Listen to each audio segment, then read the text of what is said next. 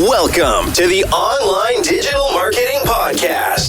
We'll be discussing marketing strategies, trends, and tips that will help your business succeed in the digital age. Every episode, we'll be interviewing industry professionals and providing valuable insights on how to leverage digital tools for maximum engagement and ROI. Don't forget to subscribe so you can stay up to date on the latest trends in online marketing.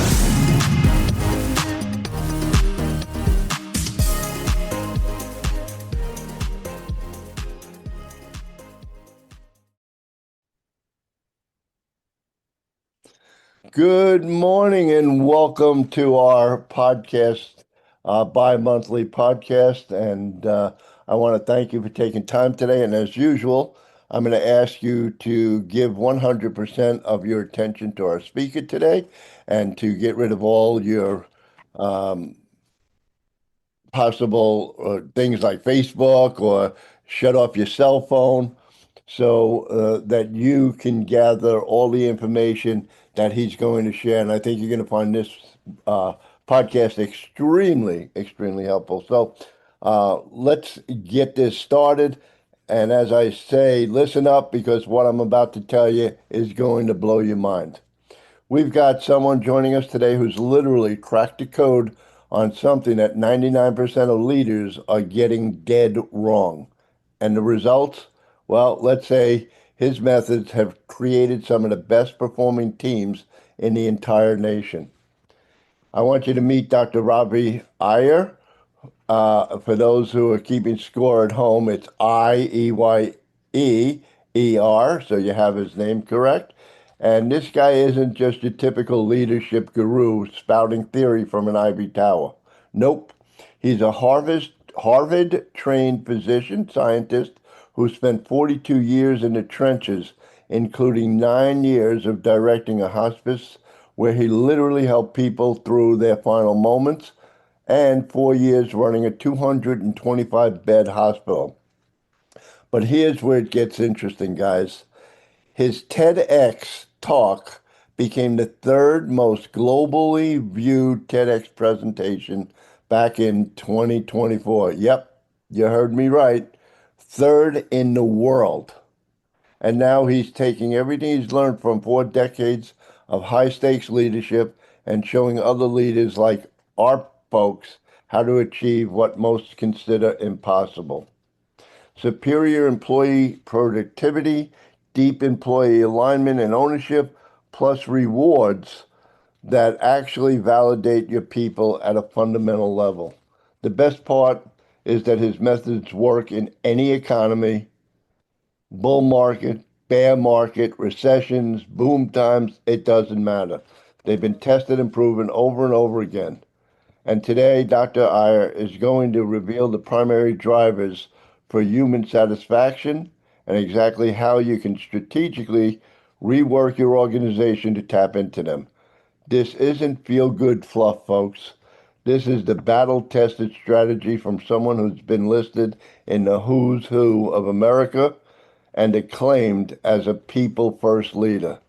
So let's buckle up because you're about to discover how to power your possibility. I want to welcome you, Dr. Iyer, to our podcast today, and thank you for joining us today. How are we doing?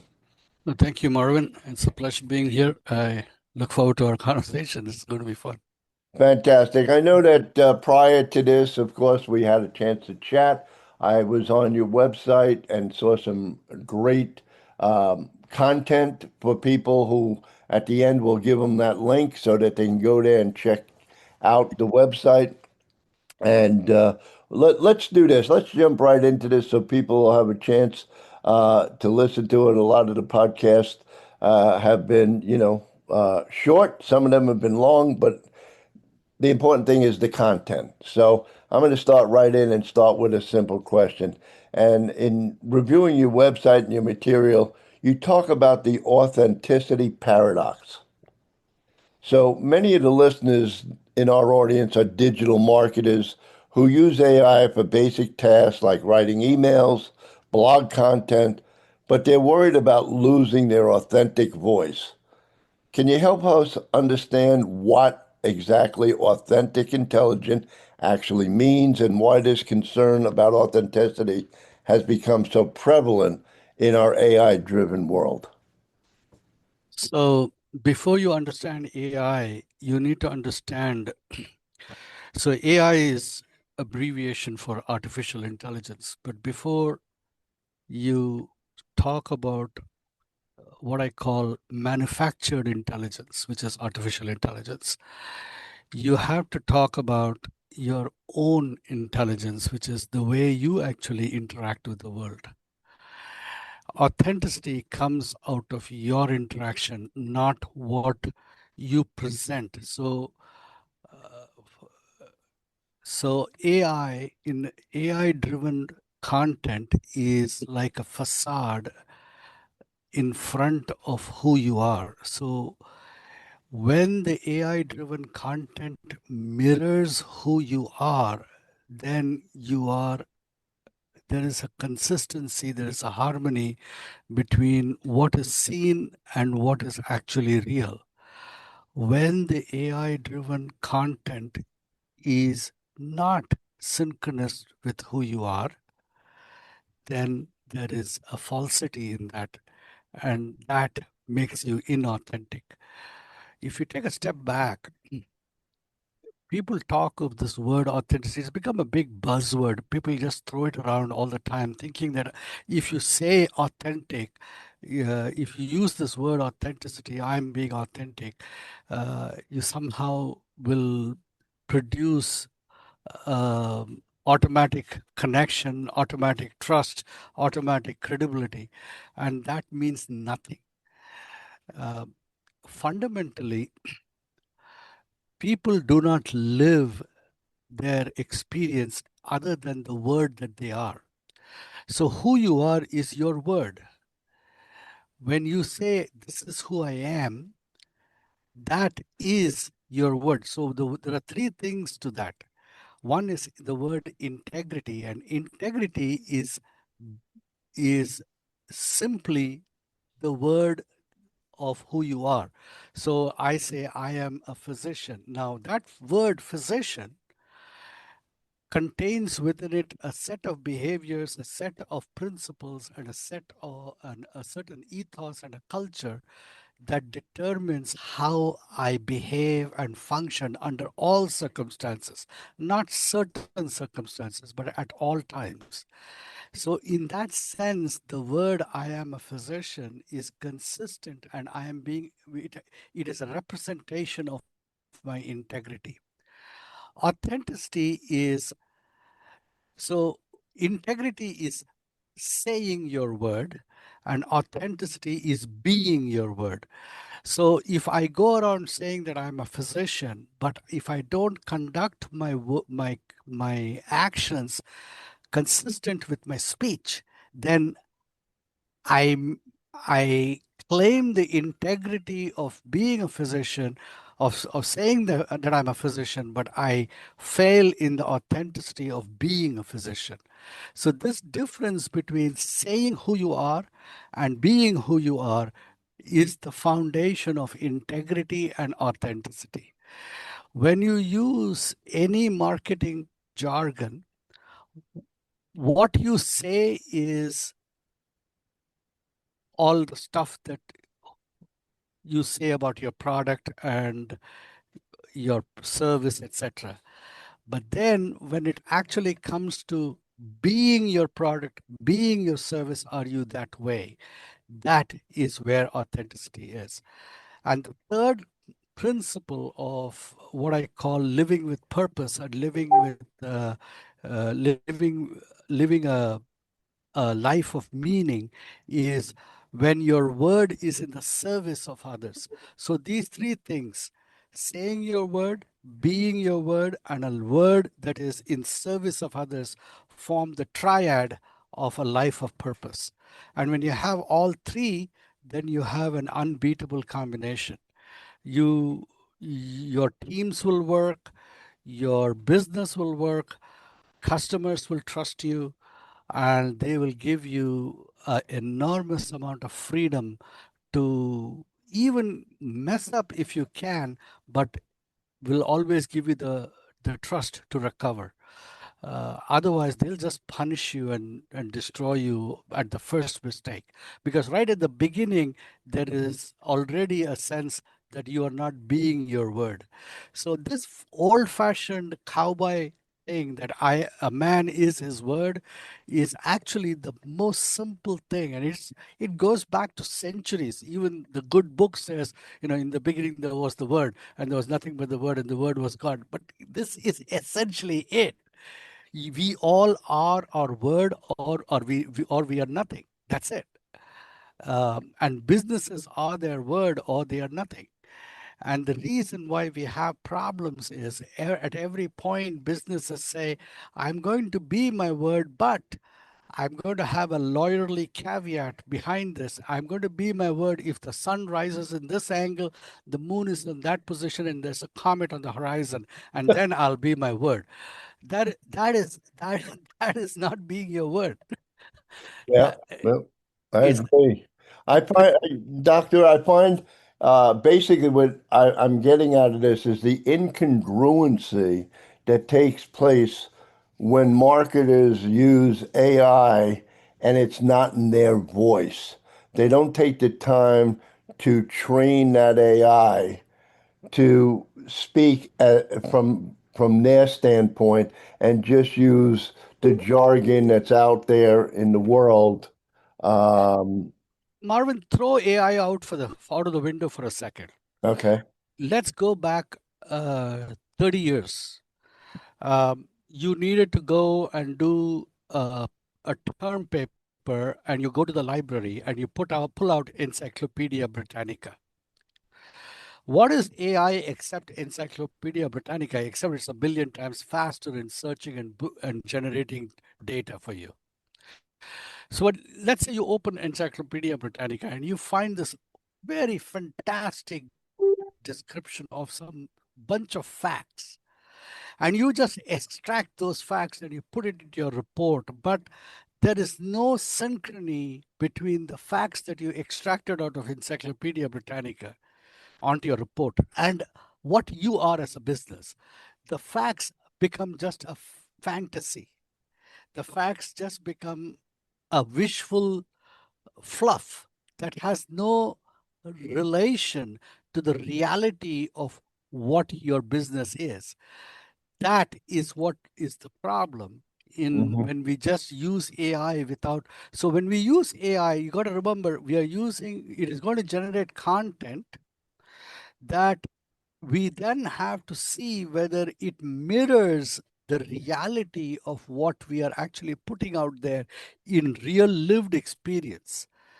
So let's say I'm a physician and I'm running a clinic, and I am, uh, and I go to AI to generate some nice fancy content for my website, and that goes and makes some uh, claims based on a very, very high level clinic in Harvard that has no relationship to the clinic that I'm running at a community level in Northern Virginia. But I'm using pictures and of high-tech machinery and things like that, and then I put it into my website, and then the patient comes into the room and sees that my room doesn't have any of the technology that was there on the website. Therein comes this asynchrony between the reality and the promise. The website is just a promise. And when the promise is not congruent with reality, then it becomes a fiction. And whenever there's fiction, it is not authentic. That's all there is. Yeah, I agree. Authenticity, even though it's become a buzzword, is so important, especially in the marketing realm, because so many people, one of the arguments in a number of years, I've been doing this now 18 years. What I find, first off, like one of the things that I find incongruent in our marketplace is we have, quote, the gurus out there who say, they talk about the side hustle and they talk about making $10,000 in a month. And, they themselves aren't making $10,000 a month. And yet what they're trying to do is sell their materials. And once you get in there, and you see the materials, you realize that this was a sales job and it's not those people, it's not them that we're dealing with. So that's a problem. Let me move on here because I know that you mentioned that AI can help us become more creative than ever before. And for a digital marketer staring, I should say, at a blank page, trying to create content that helps them connect with their audience, how can they use the AI as a thought partner rather than just the content creator or generator? So the kind of AI that is right, AI is undergoing an evolution. So the type of AI that is currently available right now, and mind you, every one of my words are going to get disproven within 6 months because that's the of change in this field. But right now, AI is only at the level of a super efficient slave. What you have is a super efficient Jeeves Butler, to paraphrase P.G. Wodehouse. It'll go in and research terabytes of information and give you content that is already there. So it's basically a super efficient librarian that can pull pre-existing facts out of a database and provide it to you, even maybe assemble it and collate it in certain sense that may do a lot of the grunt work, uh, take over the lot of the grunt work that goes into compiling data into meaningful arrays of information. That does not constitute creativity. Creativity requires something to be created which never existed before. Mm. What AI can only do right now is actually use existing information and put it into various arrays, but not really create something that never existed before. So at the level as we are right now, we should not try to use it for creative work, but use it to provide data and arrays of information in easily digestible and comprehensible form, and then trust our own ability to look at that data and then make something that was not there in that data. So a lot of people are going the lazy route. And so there are people who never had creative capacity, but they are piggybacking on dazzling array of information and trying to palm it off as creative work. And uh, there is a word when you cannot blow them away with brilliance, you bamboozle them with bullshit. So so that's what the vast majority are doing. We're bamboozling people with bullshit. And that doesn't mean AI doesn't provide you with dazzling displays of arrays of information, but you need to use it like that. And then you use it and then you say, okay, this is one of the things I like to do is I like to go in and take AI and then say, okay, I did a search and AI brought out all this information for me. And guess what this means? And then I try to explain what it showed in my language. Now that part makes my use of AI authentic because I'm not trying to palm that entire list of information as mine. I'm trying to interpret it and give my interpretation of that list. So that gives value, and the customers who read my stuff say, okay, this guy is actually useful. I'll trust what he's saying. He's giving me a service. So you have to put a little bit of yourself in the game. You can't just palm everything out from your search engine into your product. Yeah, you And can't copy and paste.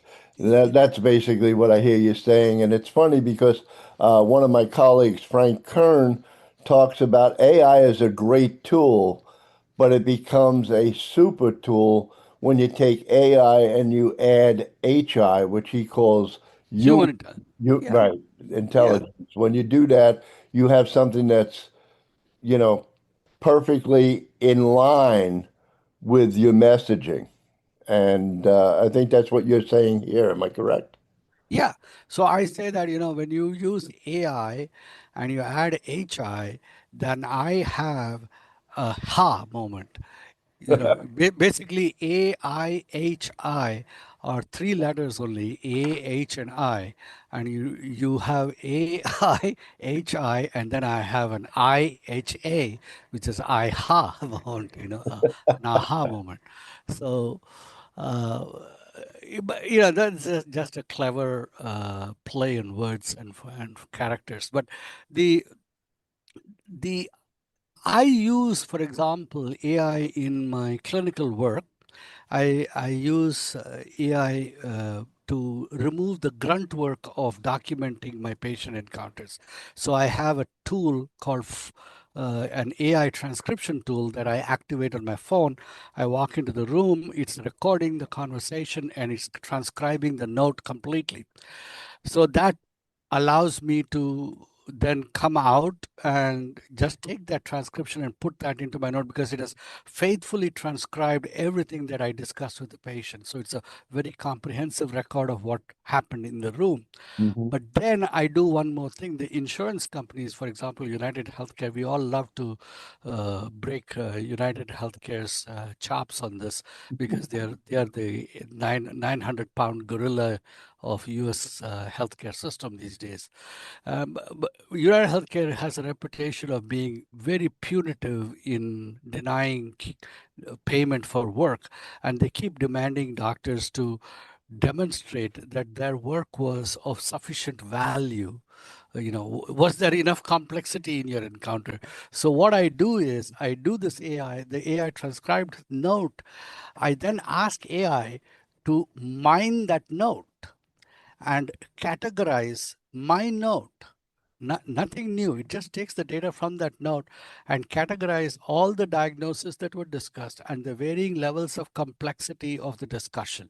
And AI then generates another quick report that I put into my note, and none of my claims ever get denied by United Healthcare because they simply can't, because I have the note that transcribes the entire conversation, and then below that is a report about all the diagnoses, conditions that were discussed, and the complexity of the discussion that makes my entire claim defensible.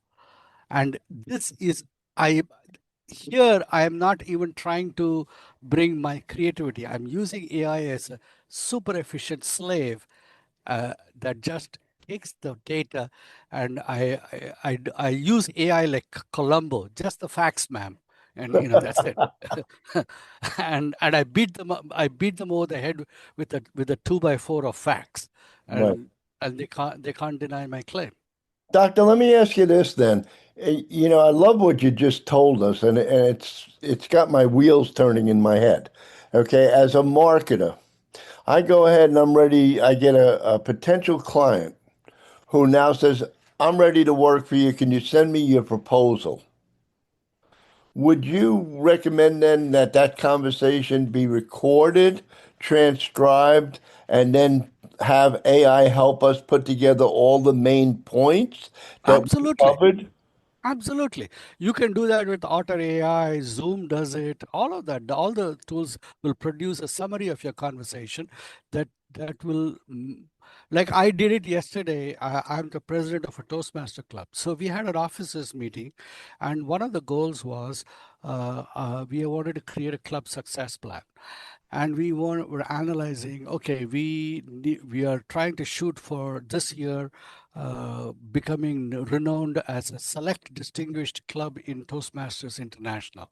So what are the criteria that we have to achieve? What are the metrics we have to achieve? So we had a 1 hour conversation on that. At the end of that, we had a good summary, and then that summary I then summarized that summary into a bullet point of an action limit. So the AI did not produce the action points. It just produced a summary of how. But out of that, I created my actions. Okay, these are the what, and then I sent it out to the officers of the club and said, this is going to be our actions, and this is who is going to do what. This is who's going to do what. So the AI did about 80% of the work, and then I had to spend about half an hour creating a bulleted action list for us to do. So that's how you do that. And this, you can take that entire thing into the same proposal thing. For example, LexisNexis, which is the go-to database for lawyers, already uses AI to create, briefs for court courtroom briefs are a huge bunch of inane grunt work jargon of research, of grunt work research, of precedents and this and that. A lot of that does not require any creativity.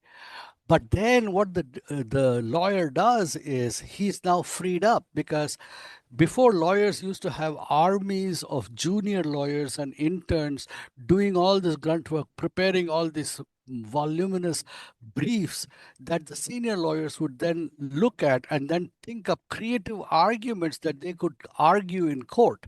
So the senior lawyers use their brains for their creativity, and the junior lawyers use their brains for the grunt work. And now AI took all of that and is freeing up a lot more lawyers to do the creative, argumentative work out of the grunt work that AI is generating for them. And so that is something that is exactly a combination of AI and HI. And I see the same thing happening in healthcare. 80% of healthcare is being bogged down by voluminous grunt work that destroys the creativity of physicians. My job should be in interpreting data and thinking up creative ways of solving the problems before me, not sitting and being a clerk documenting it so that United Healthcare can justify whether they're going to pay me $100 or whether they're going to pay me $50.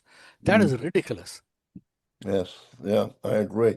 So I know that, going over your materials, you bring up the ethics minefield, and I find this really interesting because I think uh, it's a well-driven point addressing what we would call the elephant in the room, and that is that many marketers are using the AI, but they're not sure if they're doing it ethically. So, what are the key ethical guidelines that you'd recommend for the digital marketers who want to use AI responsibility or responsibly in their communication and in their content creation? So right now we have an Ohio land grab. There is no, there are no guardrails and there are no ethics, because it's a wide open Wild West frontier in the use of data. The very large language models upon which a lot of the AI is trained has been mined out of vast repositories of poorly guarded copyrightable information. And a lot of the people who owned that data did not even know that they were sitting on value. And now that it is being found to have value, they are retrospectively coming and saying, hey, wait a minute, you used my data to generate your large language model. So, and they are coming, they are trying to stand and trying to set up toll gates and say, okay, all right, you want to ride down this road, you got to pay a toll fee. Give me my share. Well, that's not going to work, unfortunately. What's going to happen is regulatory agencies are going to step up and say, okay, they're going to have a grandfather clause and say that whatever was already made is already made, and you're not going to, you gave up your rights in the first place. If you want to protect your rights going forward, you have to protect them at the get go and then go. Marketers are going to have are in a different position. They are coming into the area and using AI tools in good faith. When I use ChatGPT in good faith, when I use Shutterstock in good faith,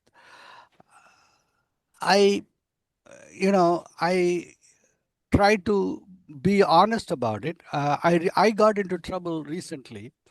I gave a TEDx talk, the one that went viral. So the reason it went viral was that when I got news that I was selected as a TEDx speaker, 90 days before that, I started writing posts about my preparation, about my excitement. I started posting letters on newsletters to my followers on social media, my patients who get my newsletter about what TED is and so on and so forth. By the time I gave my TED talk, I had written enough material to compile it into a book. So I made a book called Road to the Red Dot. And I went on Shutterstock for the cover and I asked Shutterstock to create an AI driven image using with the terms. I said the search term, create me an AI image of a man standing on a red carpet in a stage, a circular red carpet on a stage, giving a TEDx talk. All right. So immediately it created an image and it gave a little red carpet. I'm standing there, not me, some fictitious guy is standing there before an auditorium full of people. And at the back is the word TED sitting there. And I said, okay, this is an AI created image, Shutterstock. So I'm not, it's coming out, it's copyright free, right? So I put it up on the cover of my book. TED objected. TED found out. So what they did was my talk crossed 1 million views in 44 days. And then on the 48th day, on January 7th, TED pulled my talk down. They pulled my talk down, and I didn't know why. Um, then about a week later, I get an email from the general counsel saying that you wrote a book about your journey and you are using copyrighted material on the cover that we didn't license you. It gives the false impression that your book is supported by TED and that you are authorized by TED to do this. So until you fix that, we can't let your talk go. I said, oh, why didn't you say that? All you had to do was write me a letter saying that. You didn't have to take my talk down. I would have taken my book down. It's on Amazon. I can take it down. So no, no, no, don't take it down. Just change the cover. And so I changed the cover, changed the title from Road to the Red Dot to The Art of Viral Speaking. All right. And the art of viral speaking changed the image, and TED put my talk back up, and it just now crossed 2.7 million views in 7 months. So, Wow. and there's another reason for that also. The book drives the talk drives the book. So in the book I put in links to all the other TED speakers who shared my stage. So I have a theory that when you share your waterhole with all the other wild animals, they watch out for you and prevent you from predation. Yeah. I call it the viral waterhole. In Africa, if you go and look at the waterhole, you will see wildebeest, giraffe, elephants, warthogs, all drinking at the same time from the waterhole. They'll never go to the waterhole alone.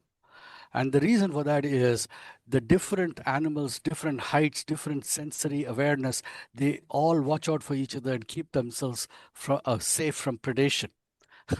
So, so it's better to share the trough with other people. So it's a big policy of mine that when I want to win, I always try to make sure that I win as a community, because then your win becomes protected. Uh, Relationships protect intellectual property more powerfully than patents. When you have an intellectual property you want to protect, make sure that you give access to that without too many barriers to many people, and that causes much better protection. Yeah, that's the reason why labor unions were created. Yep. Yes, yeah, yeah. That So, I'm sorry to interrupt you, but I think what you shared is so important for us to remember. And I love the fact, I mean, one of the reasons we formed the Accountability for Success Mastermind was to bring a group of people together, like-minded, you know, quote, drinking from the same water hole, so that they can share what is currently working in our field, digital marketing, and even those things that they've tried, because we have a dilemma in our marketplace. Hopefully doctors don't have it. It's called the shiny object syndrome. I don't think doctors have been prepared oh, yet. we have it too. Human being, it's a human being problem.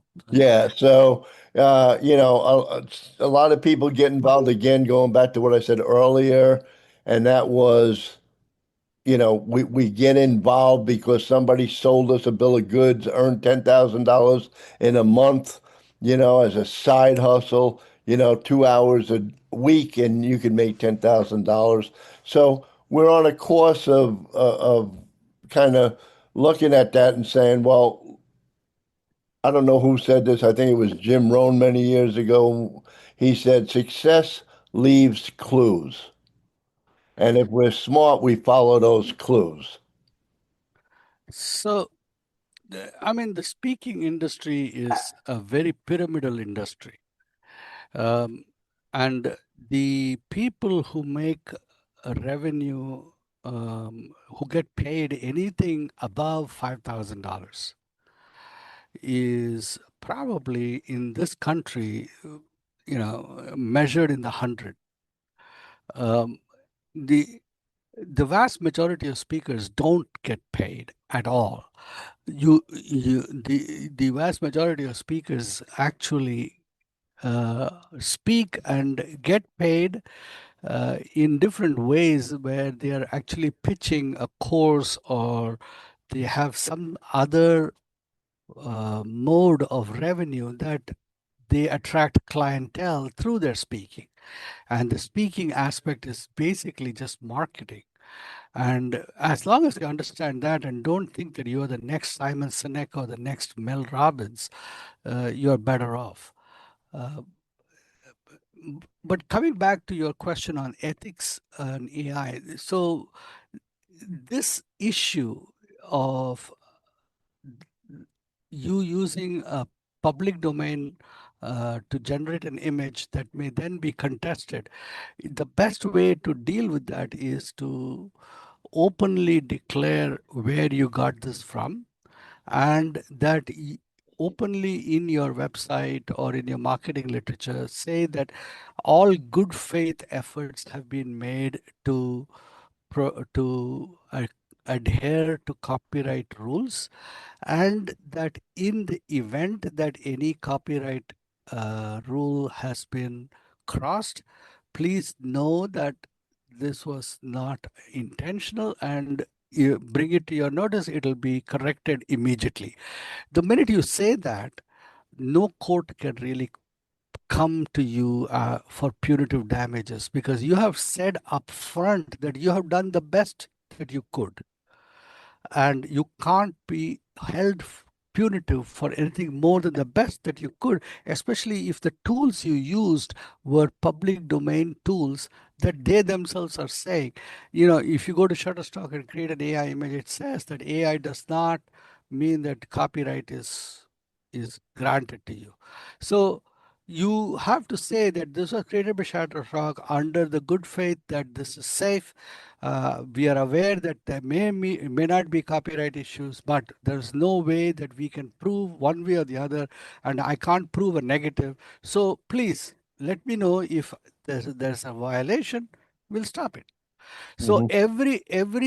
every copyright owner who will begin with what is called a cease and desist, they're not going to take you lawsuit immediately. That's stupid. The court will throw you out. They, yes, this will be played out in the courts. Yeah, yeah, it will be. But as long as you'd say that, hey, I did the best I could, and I can't do anything more than the best. Yeah. Yeah, Mid-Journey. Yep. Yeah, I know this Disney versus Mid-Journey. We don't know. I mean, there's a lot of stuff out there. David has made some pertinent comments about the evolving fight between Mid-Journey. Mid-Journey is a bigger, different issue. Mid-Journey is an AI company that is using Disney to make profit. That's huge. Um, Disney will not come after a single, like if I happen to create an AI image that happened to violate Disney property, Disney is going to come in with a cease and desist, because my little book on Amazon with its 99 cents is not revenue enough for Disney to go after. Uh, you know, Well, if you get it printed and sold in hardcover for 19.99, you may have an issue. yeah. Yeah, Yeah. but also I'll have to see how many. But even TED, basically, it was available as a free download, the book, and all they said was change it, and that was it. Very Now good. so So I'm going to jump, excuse me. I'd like to jump to the practical integration challenge that everybody seems to have. Okay. I know that you work with executives and teams on integrating AI into daily workflows. And for the listeners who are currently just, quote, playing around with AI tools, what would be your suggestion for or step-by-step approach to moving from the basic usage to using it strategically? So, before you try to implement AI in business, this is actually a question that we are right now tackling in the clinical workflow. So, you want to look at what I'll use a word called trim tab. There used to be a scientist by the name of Bucky Fuller, and trim tab. If you want to move Queen Elizabeth II, Queen QE2 is an ocean liner with an enormous amount of mass, and the rudder that moves QE2 is huge. The force that it requires to move that rudder is such that there is no hydraulic system capable of moving the rudder by itself. So what they do is, if this is the main rudder, they add a tiny little rudder to the rudder, and this is the trim tab. So the ocean liner is going, the momentum of the ocean is on it. It's going at a velocity. If the rudder has to change, the momentum, the inertia of the flow of water is so huge that you can't change the rudder. So what you do is you move this little rudder with the trim tab and you move it in the opposite direction. When you move it in the opposite direction, it creates a force that moves the rudder in the direction opposite to the trim tab. So in workflow, you find what is the leverage point, the one that will produce the maximum bang for your buck, the low hanging fruit. So in our workflow in work, we find that a large number of about 80% of our claims comes from rejections come from errors at the entry point of the patient coming into our clinic. They have a misspelling in their last name, they have an error in their address, or there is a typo in the date of birth, or they are submitting an insurance card that was last year's insurance card. It looks like this year's insurance card. It's the same company, but the company has changed. The insurance company has changed the digits on the ID number, and therefore the new insurance card doesn't have the same digits. And what my staff is putting into the system is based off the old insurance card. So these kind of little data errors produce hundreds of thousands of dollars of claim rejections and delays in claim. So you have to understand that, but the patient gets seen today, it gets seen today, by the time the claim leaves the door and gets to the insurance company, it's 28 to 30 days.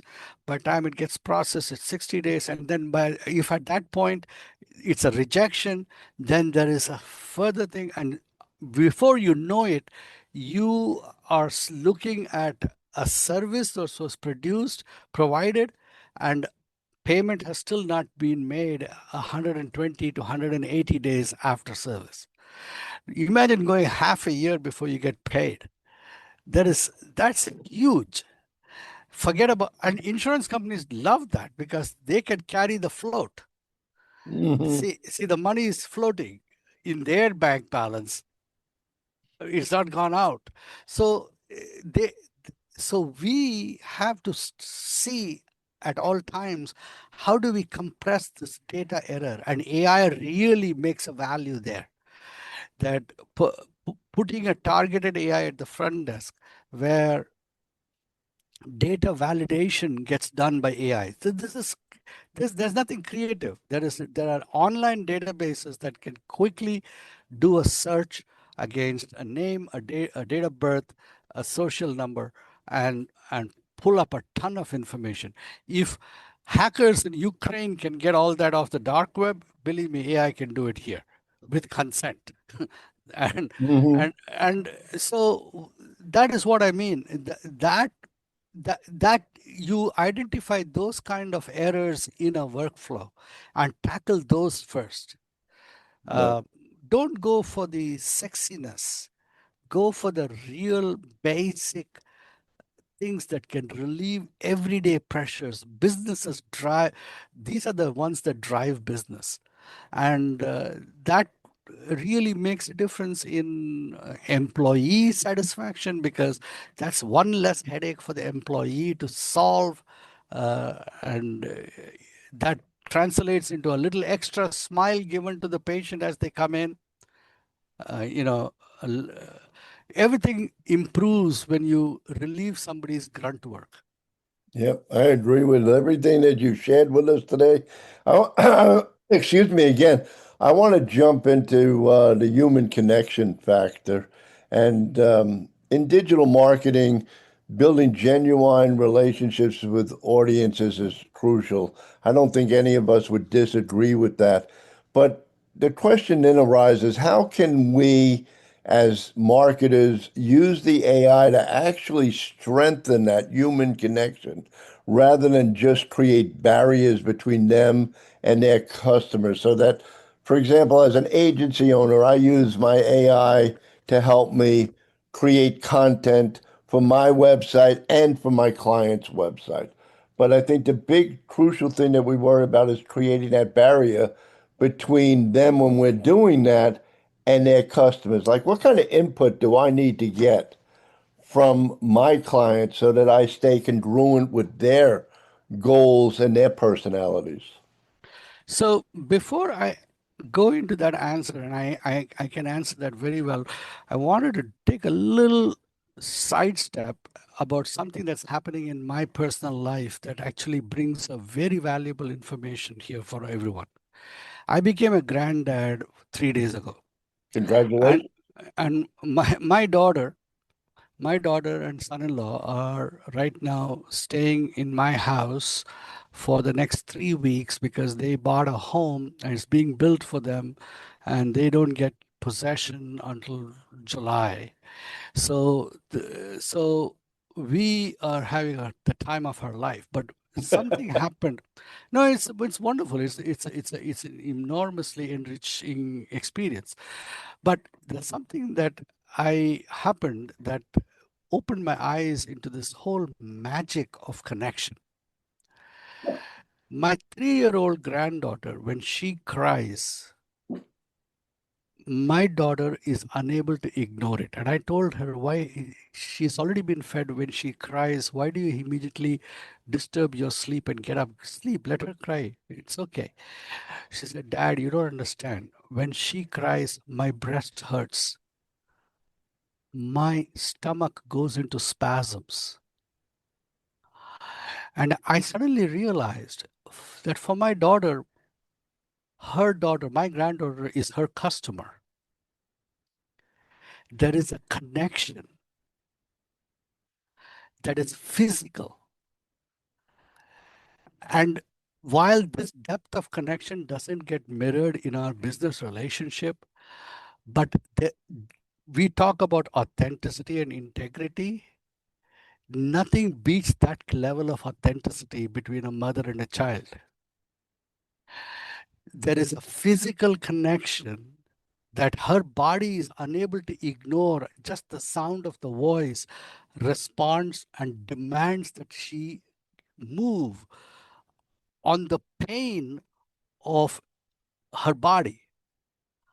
So what I'm trying to say is, when you try the connection factor, when you try to implement AI needs to be designed such that it helps human beings connect with customers to meet the needs of customers. So when you have a customer calling and you have an AI chatbot answering, "Hi, I'm Dr. Iyer's digital assistant, and I'm going to help you today." And the, you know, and right at the beginning, the chatbot needs to be designed to say, "I know you would rather like to talk to a human being, and I can assure you that there are human beings waiting to talk to you. But I need to help them do a better job. So I need to collect some information. Do you have the moment right now to spend a few seconds telling me what you need?" In a humanistic way, in a caring, compassionate way, if the AI chatbot can deal with that, try to establish a connection before and try to actually invite participation with the customer rather than demanding that the customer has no option other than to deal with the chatbot. Let the chatbot be a supplicant in the interaction. Request, "Please, can you please work with me before I hand you over so that I can make sure that you get the best response from our entire team?" Try to tell these simple things. These things need to be in the humanism of the design of that interaction is required for you to build the connection, and you'll actually end up doing better. Also, give a little escape in that. Say that, if the person right now, the AI can be designed with sufficient intelligence to detect voice stress. If there is enough voice stress, then you can say, "I can see that you're upset right now. I see that. So I'm going to escalate you right now to a human being." So things like that needs to be put in so that you can actually win the trust of the customers. Well, you just blew my mind because I know Sandy, who's on the call with me, and I have been working with a voice bot now for about a month or so. And what you said is just eye-opening for me to get our voice bot to be able to respond in ways that are human, that if they Yeah. could recognize the stress in a person's voice, that would make the interaction so much more beneficial for them and for us. And knowing that right away and passing them off to our live representative would make such a big difference in that interaction that potential client or current client who has a problem would feel really well received and taken care of. And that Yeah. would make a big difference in our relationship for the future. That's the way it should be done. That's the way it can be done. And it's going to get done in another 6 months. You think there's no such thing as the idea doesn't occur to only one head at a time. People are thinking this out anyway. Right. Doctor, let me do this. The last question I have for you is the future proofing strategy you mentioned. And that is, as we wrap this up, what would be your advice for digital marketers who want to stay ahead of the AI curve while mastering their authenticity? And what should they be preparing for in the next, and I'm not sure this is correct, but 12 to 18 months, I would say next 6 to 12 months. So the AI revolution is like the revolution of the Gutenberg press. You know, it's going to it is going to change the way we access information and to change the way we use information in our life. So I don't think I don't fear AI at all. I think AI is a wonderful tool, just like computers were wonderful tools, and it's going to escalate very quickly and use uh, eh, percolate into our daily lives in ways that are inexorable. So in the next 6 to 12 months, you're going to see more and more humanistic driven AI. The other big area that's going to happen is the merger of AI and robotics that's going to change the way personal applications are used, devices are used uh, to help people. Um, that that is not going to uh, th- so the these these things I think for a marketer to actually try to stay ahead is not feasible. What they can do is constantly learn and adjust. If they can continue to do that on a regular basis, they will be able to keep pace. I don't think any marketer can stay ahead of the curve. They need to just match the curve. And they will be ahead of the rest of the people who don't match the curve. And that's all you can do. The people who can really stay ahead of the curve are the people who are designing the systems, and they are not marketers. So we, as a user, I can only match the curve, and that's all I really want to do. Okay, I lied. I have one more question. With your work with, excuse me again, with AI, would there be any one, two, or three recommendations for what AI platforms you've been working with that have helped gain and guide you through your success? So I use for my clinical work, I use a AI subscription to an AI platform called Freed.ai, and I use ChatGPT. I have a ChatGPT subscription. I also use a knowledge-based AI called Open Evidence that I use a lot for mining information in clinical. And then I write books, and I have a subscription to both Scribbler and subscription to Manuscriptor, which I use to format my chapters and rewrite certain sections, but I still write significant portions and then use to flesh out certain things, and then I'll go and rework it. So, so these are the tools I use all the time. Mhm. About six of them right now. I would like it all to be integrated in one, but I think that this is like I said, this is the Wild West. So you are right now having multiple widgets. Eventually, you'll have a Swiss Army knife. Yeah, eventually, I think all the AIs are going to talk to each other and they're going to create their own platform and they'll be all involved. But Yeah, yeah. Dr. Isle, for those that are listening on our podcast and those that are here live, if someone wants to reach out to you, would you share your website and also how they can contact you directly? Yeah, I'm available online at www dot D as in David, R as in Robert, I as in India, Y as in yellow, R as in Robert.com, driyer.com. That's my last name with a doctor in front or DR in front. And I'm on LinkedIn. You can check me up, Ravi R, Iyer, MD. I have a YouTube channel called Dr. Iyer, MD, and that's pretty much. I'm mainly the bulk of my work is education. I educate. I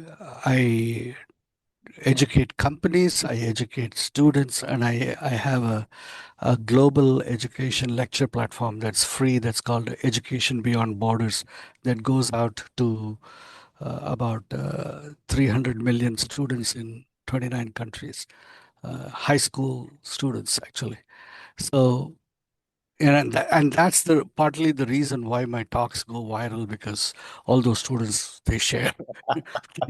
That's great. So I'm going to get into the question and answers, which at this time I'm just going to stop our recording. I want to thank those people that are live with us and those that listen. Remember, please subscribe to the channel. We try to bring you valuable podcasts, sometimes as many as 5 in a month. And let us know what you'd like to know, and we'll make it happen for you. So I want to thank you. The rest of us, stay with us, and we'll be able to ask Dr. Iyer directly any questions you might have. Thank you for joining us, and have a fantastic week. Ready to take your online business to the next level? Subscribe to our digital marketing podcast and then join our Accountability for Success Mastermind.